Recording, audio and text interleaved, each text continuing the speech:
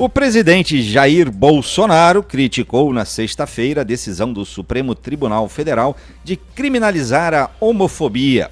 Segundo o presidente, equiparar as práticas de homofobia e transfobia ao crime de racismo é um completo equívoco. Bolsonaro afirmou que a medida pode até mesmo atrapalhar homossexuais a conseguirem vagas de trabalho. O presidente citou ainda uma situação hipotética, em que um hóspede gay tenta alugar um quarto em um hotel lotado e depois descobre que havia uma vaga. Abre aspas. Aí o dono vai preso. Fecha aspas, disse Bolsonaro. Para o presidente, a grande quantidade de leis só mede a ineficiência de um Estado. E você, ouvinte do Debates do Povo, também acha que a criminalização da homofobia só vai atrapalhar a vida dos homossexuais e transexuais? E há justificativas para a invasão de privacidade e divulgação de conversas particulares?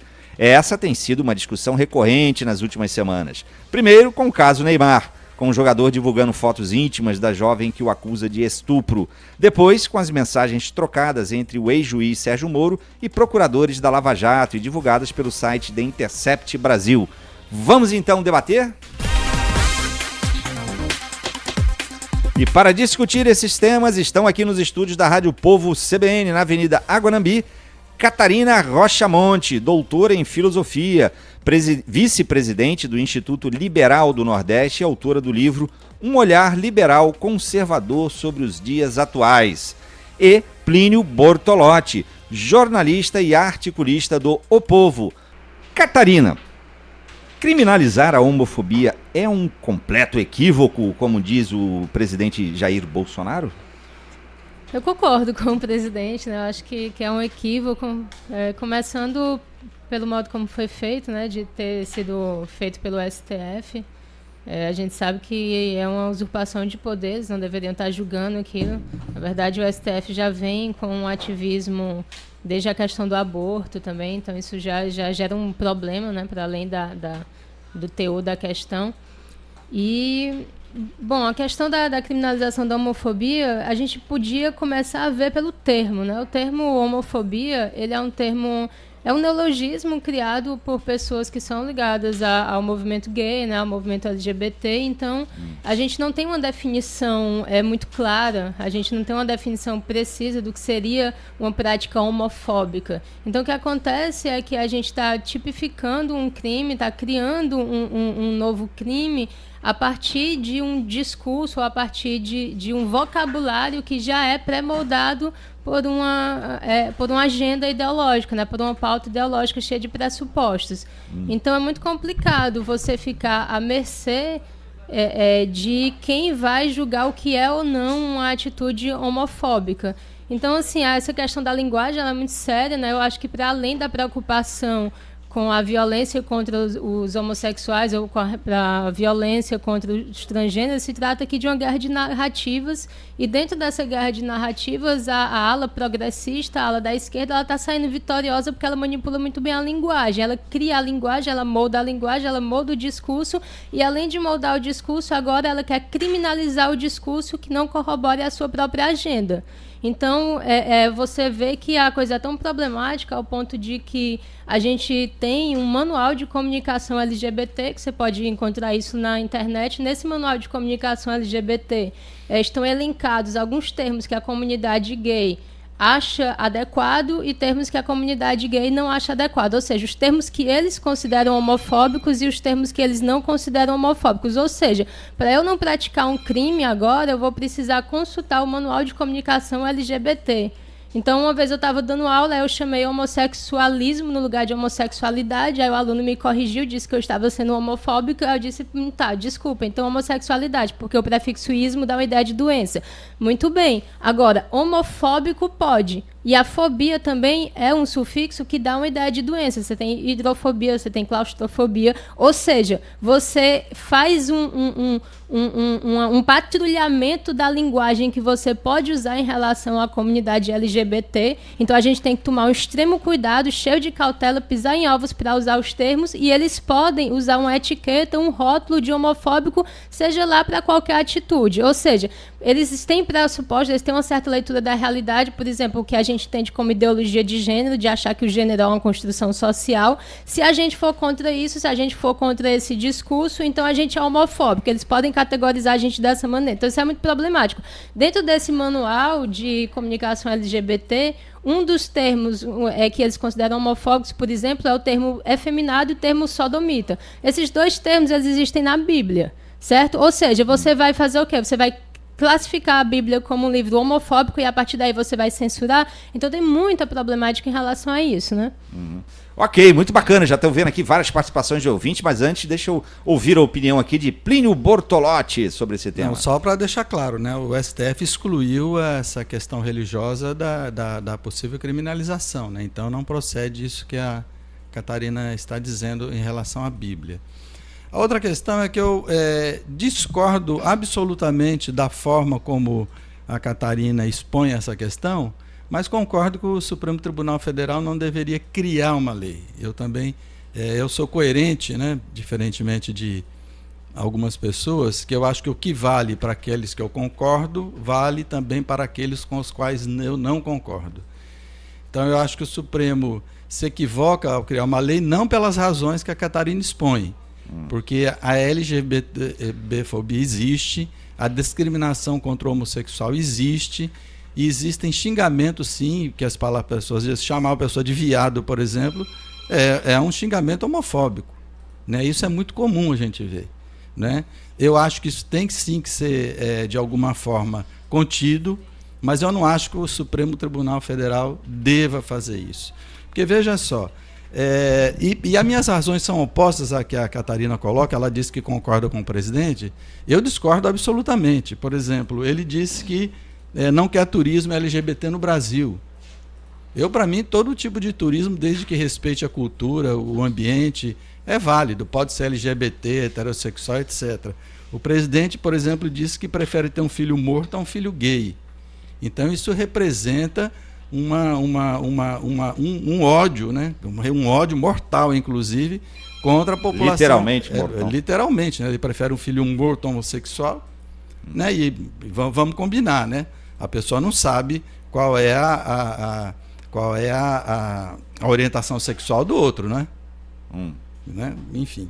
Então, eu acho que o Supremo Tribunal Federal ele não deve legislar, mas não pelas razões que a Catarina expõe, que são razões reacionárias, retrógradas, que entende que os homossexuais têm que ficar contidos naquele cantinho deles lá, né? Não pode se expor, não pode, né? Enfim. Então, deixa eu só concluir, Catarina.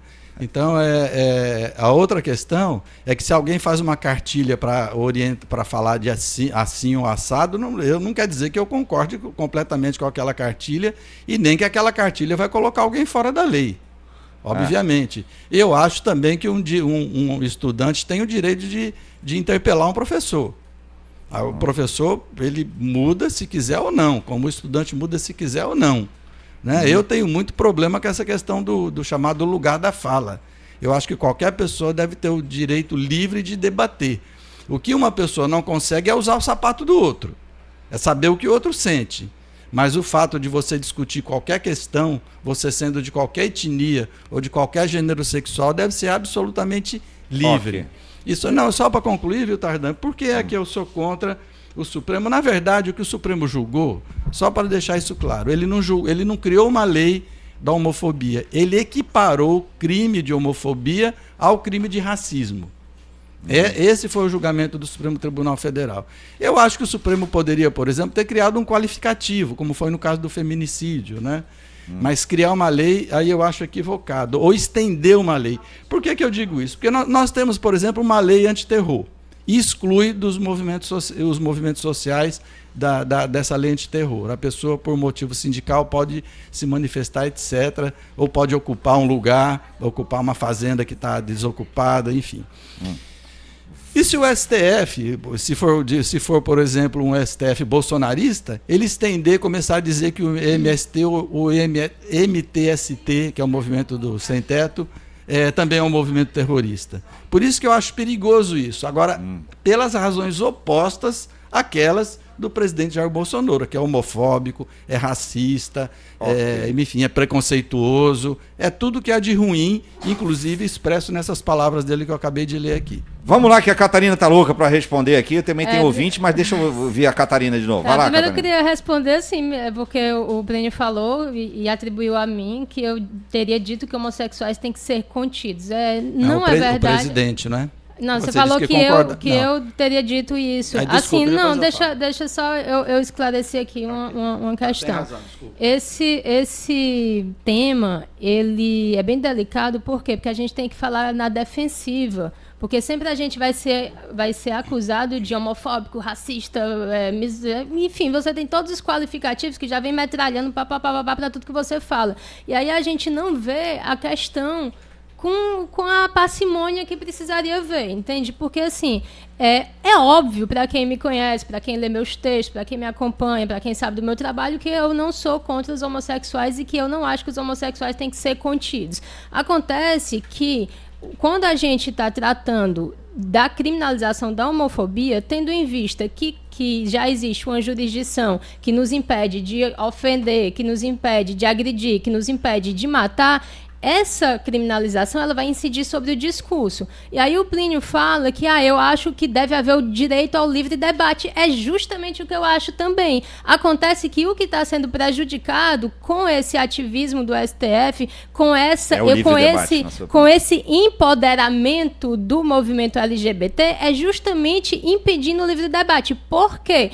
Eles fizeram uma ressalva em relação ao discurso religioso por muita pressão, mas não há ressalva em relação ao discurso filosófico, em relação ao discurso científico, em relação ao discurso... Ou seja, se eu tiver elementos outros que vá, por exemplo, combater a ideologia de gênero, eu não posso fazer esse debate porque eu posso ser taxada de homofóbica.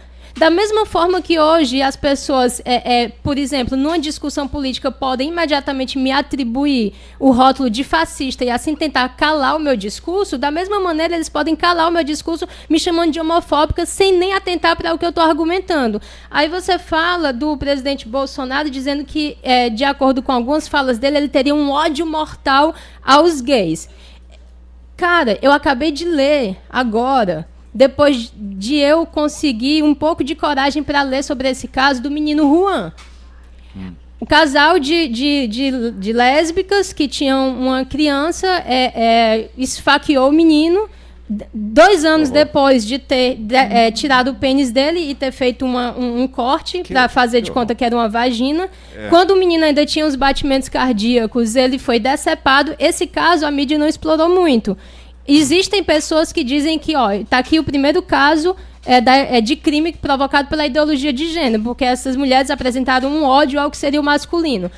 Isso aqui é um caso perverso de psicopatia, é um crime absurdo, real, concreto, factual. Quando você fala do Bolsonaro, aí você fala de um discurso, de uma besteira que ele falou, tipo um tiozão que diz que o cara... Ou seja, a esquerda ela tem uma mania de se prender ao discurso, de se prender à linguagem e não se atentar ao fato, ao concreto. Então a gente está vivendo num mundo imaginário e a gente está vivendo sob a égide do discurso esquerdista, porque a gente não tem nem coragem de remodelar o discurso e a gente ainda precisa ser subserviente a essa agenda, subserviente a esse discurso. Ok, vamos lá aqui, vários ouvintes participando. Não, eu queria fazer uma correçãozinha, assim, o que eu disse aqui é que a Catarina concordava com o presidente Jair Bolsonaro, e concordar com o presidente Jair Bolsonaro nesse caso, eu supus, então, que fosse concordar com tudo isso. Agora, vamos combinar uma coisa, né?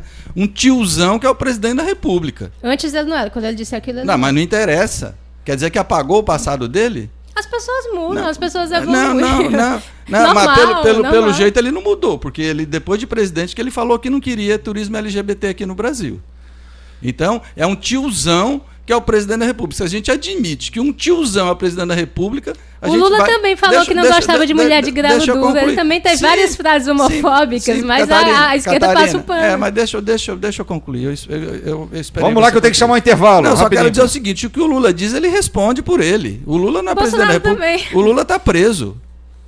O Lula está preso. Não, você disse que eu concordava com o presidente Bolsonaro, por isso que eu estou dizendo isso. Você dá tanto valor à linguagem, você devia ter mais cuidado com o que você fala. Eu concordo deixa eu terminar. com o que ele falou mas sobre o é STF. difícil concordar. Vamos lá. Deixa eu concluir. Falar que eu tenho que chamar um intervalo. Então, se você diz que concorda com o presidente Bolsonaro, aguente as consequências, ou não diga que você concorda. Ok, vamos lá, várias participações de ouvintes, o Martins do José de Alencar. A melhor debatedora, Catarina. Vamos ver se o Plínio não ofende a professora. O Océlio do Pirambu, Bolsonaro é homofóbico, por isso é contra. Eu sou um gentleman. Tudo bem, Plínio, também acho. William do Castelão, quer dizer que se um casal gay for em uma igreja casar e o padre ou o pastor não aceitar, eles serão presos? É o fim do mundo mesmo, diz o nosso ouvinte, William do Castelão. Mas vamos lá, eu tenho que chamar um intervalo, na volta a gente comenta. Isso é bom esclarecer, a igreja não é obrigada a casar ninguém, o casamento gay que tem é o casamento civil. As pessoas escutam o galo cantar e não sabem onde e ficam dizendo isso. Ele perguntou se o cara ia ser preso, foi o ouvinte aqui. Mas não tem casamento gay na igreja. Sim, mas também o cara não vai ser preso por causa disso. Muito bem.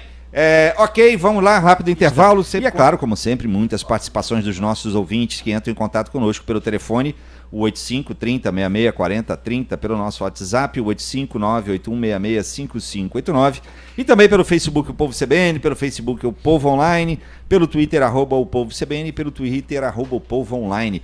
Muitas participações, deixa eu ler aqui algumas delas. A Federalina Quaresma de Palmirim diz: esses que têm esse preconceito escancarado com os homossexuais, só até quando descobrirem que tem um dentro da família. Muito retrocesso vindo de um presidente da República. O Abílio Elias, do bairro Edson Queiroz, diz: acho que deve haver respeito, você pode ser o que quiser, agora nada de discriminação e nem invasão de privacidade. As leis precisam ser cumpridas. O Paulo Regis, da Parquelândia: debate com liberal difícil, não concordo, moça preconceituosa. Olha só, Catarina, para você. Posso responder? Pode, vai lá, depois eu vou alternando aqui com mais perguntas e comentários de ouvintes. Assim, moça preconceituosa, poxa, é difícil, porque na verdade a gente está querendo simplesmente olhar para a questão e é impossível, porque a gente é rotulado. Eu não sou preconceituosa, não tem nada a ver de preconceito contra os homossexuais. Na verdade, assim, a pauta ela já está tão misturada. Uma das coisas que eu combato efetivamente é a ideologia de gênero. O que é a ideologia de gênero? É a ideia de que o gênero é uma construção social, que não há uma determinação biológica e que eu posso, por exemplo, educar ou eu devo educar uma criança sem que ela saiba se ela é menina ou se ela é menina. Essa pauta está avançando muito. Se eu for falar contra essa pauta, ou seja, se eu olhar, por exemplo, vamos supor, o Bernardinho, que é o técnico de vôlei, está lá, aí uma jogadora, que na verdade é um homem, faz uma sacada, o cara diz: putz, um homem, é foda.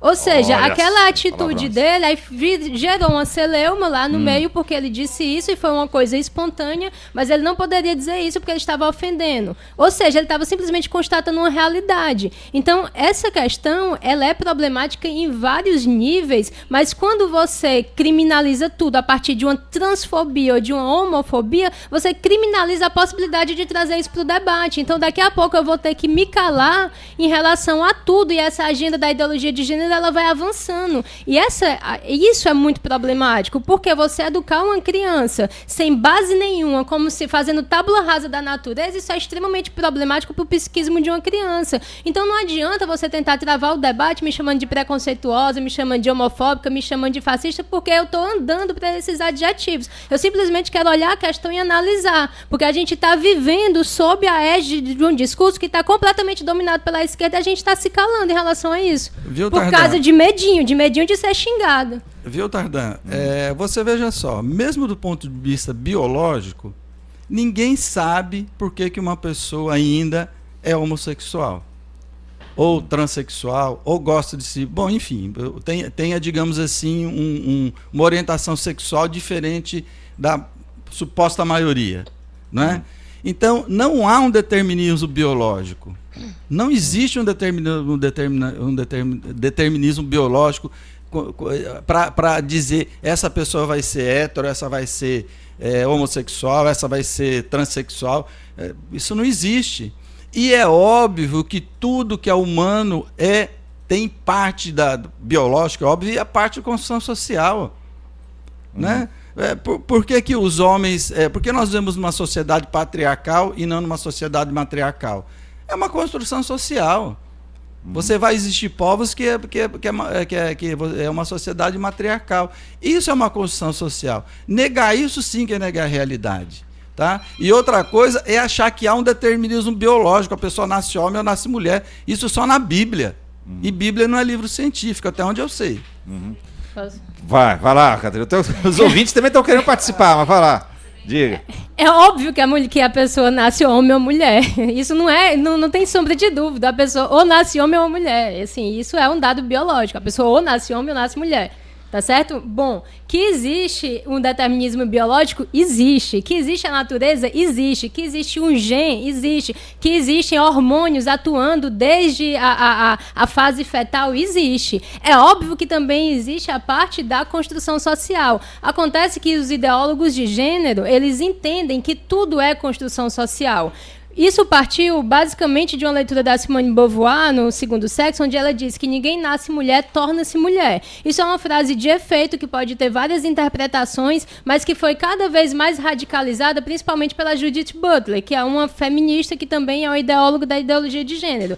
Então, assim, não se trata apenas de você apontar que há algo de social, porque todo mundo sabe que há algo de social. Trata-se de você negar a natureza e afirmar que tudo é social. E não é. E não é. É óbvio que existem coisas que são inatas ao feminino, é óbvio que existem coisas que são inatas ao masculino. E você fazer tábula rasa disso é uma coisa completamente absurda e a gente está absurdamente se calando diante disso. Com essa criminalização da transfobia, e eu não posso mais fazer nem o comentário fundamentado filosoficamente ou cientificamente, ou seja lá o que for, como eu também não posso ironizar e brincar, como uma brincadeira que todo mundo vai dizer que é preconceituosa, mas que é uma brincadeira que pega na raiz dessa coisa da ideologia de gênero, que é assim, quando meu filho nascer, eu vou botar o nome dele de Ariel, que aí ele vai decidir se vai ser mulher, menina, sabão ou sereia.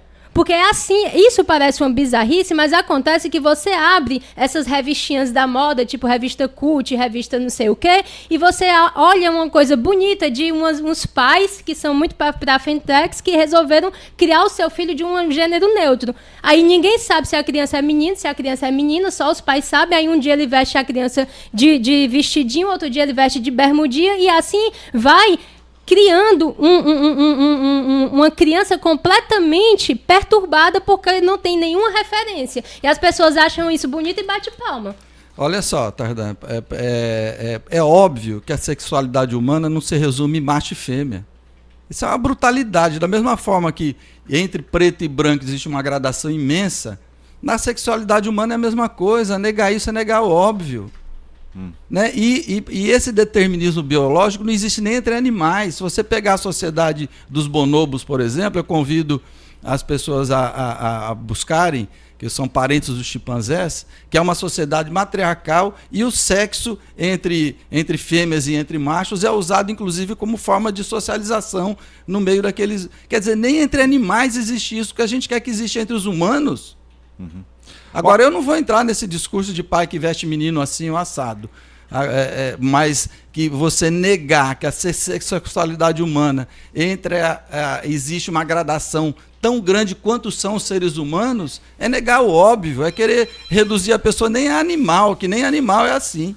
Muito bem, nosso ouvinte João Luiz Frota diz: engraçado é o Plínio acusar o presidente da República de racista, cometer crime contra a honra, olha só, de um presidente em veículo de imprensa. Menos, Plínio, menos. Ele está achando que a gente está cometendo um crime contra a honra de você. Deixa eu só falar uma coisa bem rapidinha, Tardan. Eu sou tão a favor da liberdade de expressão que eu escrevi um artigo dizendo que o STF cometeria um erro grave se criminalizasse o Bolsonaro por dizer as idiotices que ele diz.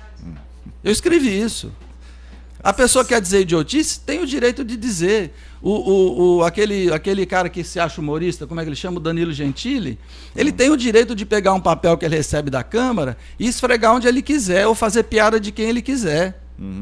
Eu sou a favor da ampla liberdade de expressão, muito mais até do que as pessoas pensam que querem, por exemplo, proibir debate de gênero nas escolas, né? Aí vem com a história da ideologia de gênero, e aí sim é um preconceito. Né? Ok. Então, eu, a favor da liberdade de expressão eu sou. Agora, eu não sou obrigado a gostar. dessas pessoas. É uma questão de gosto. O Ronair Ferreira, nosso ouvinte, diz: parabéns, Catarina. Já o Zeca Gonçalves fala assim: nós LGBTs pagamos impostos, estamos representados em vários segmentos da sociedade, somos diversos em nossas singularidades. Nossa marca principal é não acolher a hipocrisia da visão normativa hegemônica que acolhe a ausência de ética nas relações humanas. Não voltaremos para o armário, diz Zeca Gonçalves, nosso ouvinte. Muito bem. E a Paty Rabelo diz: todas as palavras já foram neologismos em algum momento. Toda palavra é inventada. E nenhuma palavra é neutra, porque a linguagem não é neutra. PS, a esquerda cria linguagem, tá, disse entre aspas. Não acredito que eu vi isso. Muito bem, Catarina, você estava querendo responder, eu te interrompi. Questão da proibição, o Plínio falou, né? Eu sou tão a favor da liberdade de expressão que eu acho que esse negócio de proibir debate de gênero na escola seria um atentado contra isso, né? O que é que acontece? O movimento LGBT, ele é muito organizado, ele é muito articulado, ele ganhou muito poder, ele tem dinheiro, sabe? Porque entra dinheiro ali, embora isso não mude muito para uma pessoa que está numa comunidade distante, não, é só para os movimentos mesmo. Então, o que é que acontece? Eles têm uma articulação muito com esse pessoal da educação e eles querem formar pessoas, formar professores para levar essa pauta LGBT. Eles têm cartilhas, eles têm manuais, eles têm uma linguagem própria, ou seja, desde a mais tenra idade você vai tratar de questões de gênero com a criança, vai tratar questões de gênero para quê? Para incutir na criança essa ideia de que a menina não é menina, que o menino não é menino, ou que isso não pode ser normatizado. Você vai criar uma coisa completamente etérea na cabeça da criança e o que é mais perigoso, você vai provocar uma hipersexualização da criança, porque você vai tratar de questões de sexualidade com uma criança que está se lixando para isso. Veja bem, se um menino, o meu filho, por exemplo, tá mexendo nas minhas roupas e pega um sutiã, um negócio e diz que quer vestir aquilo, eu vou entender que ele simplesmente não sabe o que significa aquilo. Se ele for uma criança muito pequena, e vou dizer qualquer besteira e vou deixar aquilo de lado. Mas numa cabeça esquizofrênica, psicótica, maluca de um ideólogo de gênero, ele vai abrir o alerta e vai dizer: o meu filho tem alguma coisa, o meu filho está querendo vestir roupa de mulher, você vai favorecer aquilo, as pessoas estão fazendo isso. Então você não pode mais ter esse tipo de discurso contra essa determinada postura, porque a partir de agora é crime. A partir de agora, a Catarina que está falando esse discurso é uma pessoa homofóbica, alguém vai processar e ela vai ser criminalizada pela opinião dela. Isso é favorecer a liberdade de expressão? Não, isso não é favorecer a liberdade de expressão. Isso é criar uma linguagem e impedir que a outra parte se pronuncie. Veja só, isso aí que a Catarina falou é uma bobagem tão grande quanto o kit gay e a mamadeira de pipoca. É uma bobagem idêntica. Porque, obviamente, não é o movimento gay que vai fazer esse programa para orientar as pessoas a não terem preconceito. Isso é sexualizar a criança? Né? Na Inglaterra, eles começam a dar educação sexual para as crianças aos 5 anos de idade, 6 anos, de acordo com a idade da criança. Agora, a paranoia, aí sim, a paranoia é tão grande quando se fala em sexo, que aí as pessoas têm uma repressão violenta contra essa questão, não é? E ficam com medo de achar que vai acontecer isso, aquilo. É igual a mamadeira de pipoca. É igual o kit gay. Da mamadeira de pipoca? Eu estou falando pipoca porque eu não posso falar outro nome aqui no ar, entendeu? Certo, é verdade. Tá. Perdão pela ingenuidade. Tira o P e bota um R tá bom, filho. Ok. Vamos lá, deixa eu chamar o intervalo agora. O Léo Lima diz: parabéns, Catarina. Esse senhor do debate só fala absurdos. Esse senhor é você, viu, Plínio? Estou entendendo que Obrigado, é você. Eu não estou me enquadrando aqui como senhor, eu prefiro ser chamado de moço, rapaz, mas o senhor vai bem também. Tá bom. O José Antônio do Planalto Ayrton Senna, parabenizar Catarina pela aula que ela está dando no programa. Muito bem, Catarina, emendei 2 aqui de elogios a você, mas tem várias aqui que são pesadas, são né? pesadas, viu? Que não concordam contigo, não. Essa aqui, a Lena Erilson, essa mulher falou tudo. O Saulo de Messejana, Catarina sempre é um show. O tema exige imparcialidade. Está fora da agenda ideológica. Vamos lá. O Leonardo Totti também é outro, está aqui do Bora Catarina. O O Max Castro diz: é grave quando um presidente desconhece ou não se importa com o fato de que a homofobia mata, e não mata pouco.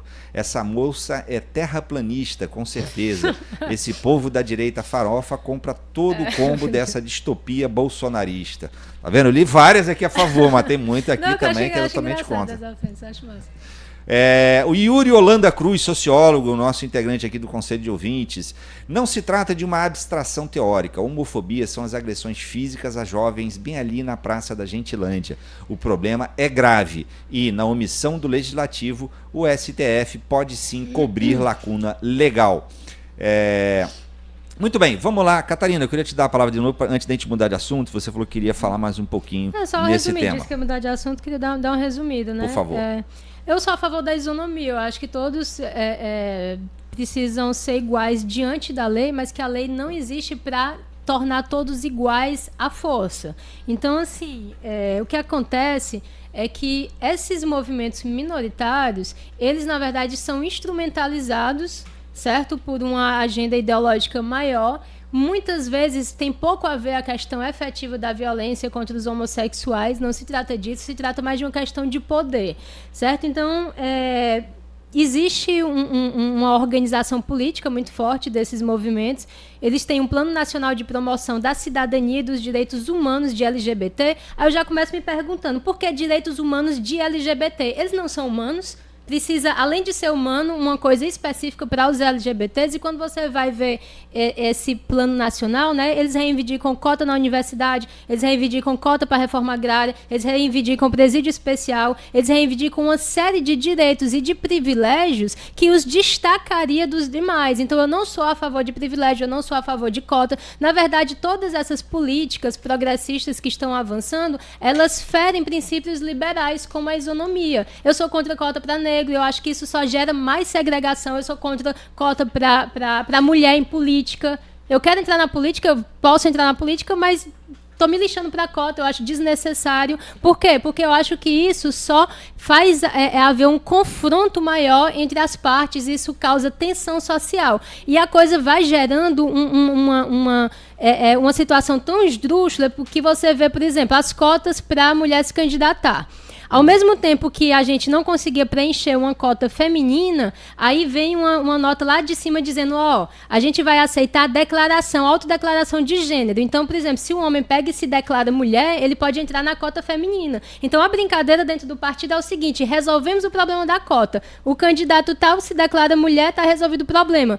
Por quê? Porque está tudo absurdo, porque a gente está simplesmente querendo agradar a esse pessoal que está cada vez se empoderando mais. E são pessoas que não estão contentes com o que têm, com os direitos conquistados, mas que querem mais, que querem mais e que querem mais. E que querem impor a sua visão de mundo. Querem impor a tal ponto que agora estão querendo calar qualquer discurso dissonante. Então isso é problemático, isso fere a liberdade de expressão, isso fere a isonomia, isso fere uma série de coisas. Esse ativismo progressista, ele está prejudicando as conquistas básicas da nossa civilização. É o contrário. Eles se dizem progressistas, mas eles estão prejudicando as conquistas básicas, estão gerando tensão social. Não, agora eu preciso responder isso aí. Isso aí é a ideologia do Olavo de Carvalho, escrita... Cara, eu nunca li o Olavo de Carvalho. Assim, é foda das pestes que as pessoas falam. Eu nem li o Olavo de Carvalho, mas beleza. Eu ouvi você. Deixa eu concluir agora. Primeiro é o seguinte: você não pode tratar de forma igual aquilo que é desigual. Então, essa isonomia, essa suposta isonomia defendida pela Catarina, esbarra nessa... Eu não disse que você leu ou não leu o Olavo de Carvalho. Pelo que eu li dele, é muito parecido. Então, essa isonomia...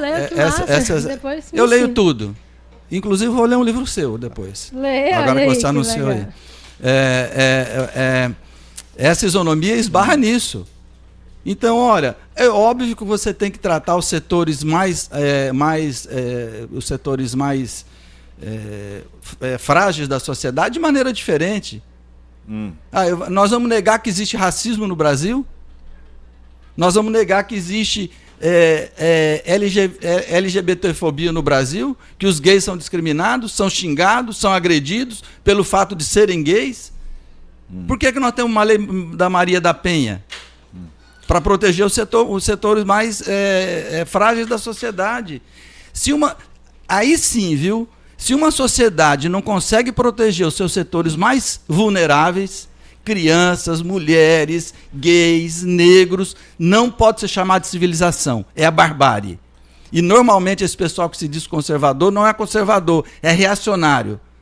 É reacionário. Conservador é uma pessoa que entende o que está acontecendo, quer conservar aquilo que é bom. O reacionário é aquilo que não entende nada disso e acha que tem uma ideologia de esquerda querendo dominar o mundo. Né? O tal aí entra todo esse lado mais ideológico do governo Jair Bolsonaro, que a gente sabe qual é o discurso deles. Ok, deixa eu ler só aqui umas participações de ouvintes. Alex Matos diz: caramba, Catarina, minha ídola, mandando muito bem. O Ademar de Messejana: parabéns, Plínio, mais uma aula de conhecimento. O José Maia, do bairro de Fátima: valeu, Plínio, muito coerente, muito triste a opinião dessa debatedora. É daquelas que o Bolsonaro destrata e ainda vota nele. Para esse tipo de gente, acho que não tem jeito não. O Roberto Lima, da Barra do Ceará: avisa para a doutora que crimes de assassinato não tem a ver com opção sexual. Casais heterossexuais também cometem crimes semelhantes. O Salles, do Antônio Bezerra: a doutora já falou tudo na primeira fala dela, já pode encerrar o programa. Parabéns pela postura ética e moral. Então tem oposição mesmo, opinião de todo jeito. Muito bem. O Alexandre Lutz diz: não há crime sem lei anterior que o defina, não há pena sem previsão de lei. A criminalização da homofobia é totalmente Lula. A Micheline Rodrigues: STF vergonha. Marcelo Furtado dizendo: Catarina, eles não vão vencer. Muito bem, estamos aqui já chegando perto do final do programa e a gente não falou do outro tema que a gente disse que ia começar, lá na abertura do programa. Então deixa eu responder a última fala. Então, estou vendo que o outro tema vai ficar para um outro programa. Você vai ter que voltar aqui para conversar sobre o outro tema. Vai lá, diga, responda ao Plínio. Negar que existe homofobia no Brasil, negar que existe racismo no Brasil. Agora, eu queria levantar uma questão. Existe cristofobia? Porque o que é que acontece? Se você vai para uma manifestação LGBT, você vai ver uma série de vilipêndios em relação ao culto cristão. Isso é clássico, você pode colocar no YouTube, você vai ver um monte de aberrações. Eu não digo que são todos, não são todos os homossexuais que se comportam assim, não são todos os transexuais que se comportam assim. Na verdade, eu acho isso um desfavor em relação aos homossexuais, eu acho tudo isso um desfavor em relação aos transexuais, mas existe uma pauta política muito forte em relação a isso. Agora, o que acontece é que, efetivamente, há um vilipêndio em relação à religião cristã. As pessoas, os símbolos, é feito deboche com a religião, e isso não é, além do que há perseguição aos cristãos no mundo todo. Tá certo? O islamismo está avançando e isso não é cristofobia. O que eu estou querendo dizer é que se você for pegar cada caso desse específico e tipificar, você vai tipificar tudo. Agora mesmo eu estou com um printzinho de um curso que vai ter no serviço social sobre gordofobia. Então as pessoas estão levando a sério isso. Esse pessoal da esquerda, eles vão entrando numas loucuras e eles perdem a noção do ridículo. Então você tem agora uma coisa que está sendo levada muito a sério, que é a questão da gordofobia. Então como é que você vai levar esse pessoal a sério? A pessoa que quer tratar a sério o negócio de gordofobia, tá entendendo? Então você vai dar transfobia, dar não sei o que fobia pra gordofobia. E cadê a cristofobia? Porque vilipendiar objeto de culto pode. Então, assim, a gente está fazendo uma inversão. O pêndulo foi muito pro outro lado e agora a gente está tendo que se proteger. Em relação às crianças, um país que não protege a criança, a gente está tentando proteger as crianças. É justamente pelas crianças que eu falo dessa forma. É justamente por proteção a elas que eu tenho essa ênfase no meu discurso. Bom, eu só queria dizer que parece ser meio difícil ter cristofobia no Brasil. Eu peguei aqui o dado do IBGE, 86,8% do Brasil é cristão. São cristãos. São cristãos, desculpa. Outra coisa é o seguinte, você é contra que o pessoal faça esse chamado vilipêndio da religião? Que o pessoal faça isso? Sou. Você é, né? Então você não é a favor da liberdade de expressão. Porque eu acabei... Eu não sou a favor da liberdade absoluta em nada. Pois é. Então, olha só como é que a gente vai pegando as pessoas. Eu me declarei aqui... Você não me pegou. Você tem mania de querer no final achar que me pegou, mas não pegou. Tudo bem, mas deixa eu concluir. Olha só, eu falei que defendo, inclusive, aquele moleque daquele Danilo Gentili e esse presidente indecoroso que a gente tem de falar essas idiotices que ele diz. Agora... A Catarina acha muito ruim isso, mas ela não acha que o pessoal não pode ironizar um símbolo cristão. Eu acho que pode. Um símbolo cristão, símbolo umbandista, símbolo dos seguidores de Alá. Essa é a verdadeira liberdade de expressão. Mas não pode chamar o gay de gay, ou não pode chamar de viado. Então, você está entendendo? É não, você mas que está dizendo. Você acha que pode ofender o cristão, mas que não pode ofender o homossexual, porque senão é homofobia.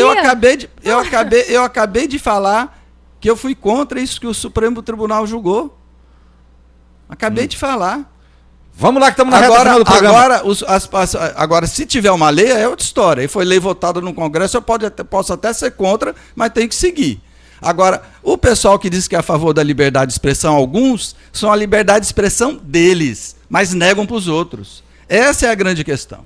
Muito bem, estamos Fica aqui claro já na aqui, retíssima final do programa. O Marquinhos do Barroso tem um pensamento de direita, gosta de escutar o Plínio para ter um olhar diferente de certos assuntos, mesmo discordando 92% do que ele fala. Excelente programa, obrigado. Esse é um ótimo ouvinte. O Almir Gomes da Vila União, hoje em dia, de alguma forma, os preconceitos estão sendo mais exaltados do que os conceitos. E realmente tem que ter muitos freios a esses que são reacionários, machistas e descabidos, como esses que foram eleitos com essa retórica.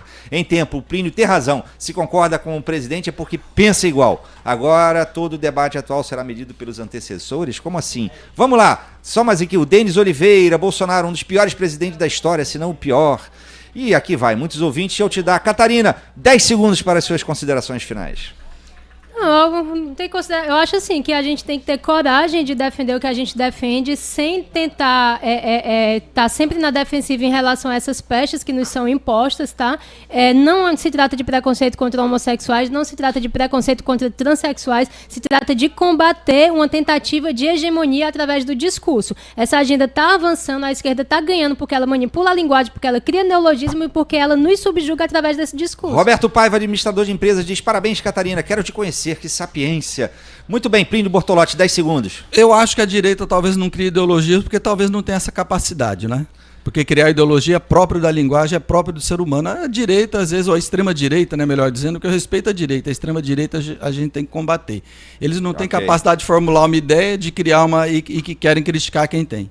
Ok, o Igor Oliveira diz: fora Bolsonaro. Muito bem, muito obrigado, Catarina. Depois acho que vamos ter que voltar outro dia, hein, Plínio, para conversar sobre outro tema que acabamos não abordando. Tranquilo. Mas fica para outro dia. Muito obrigado a todos os ouvintes que nos acompanharam ao longo do programa de hoje com perguntas, comentários ou que só nos ouviram mesmo. Muito obrigado. No programa de hoje tivemos trabalhos técnicos de Kiko Gomes, produção de Selma Vidal, assistente de estúdio Nala Jasmine, editor-chefe Ítalo Coriolano, diretor responsável Eric Guimarães, direção geral de jornalismo Arlen Medina Neri. Apresentação Marcos Tardan.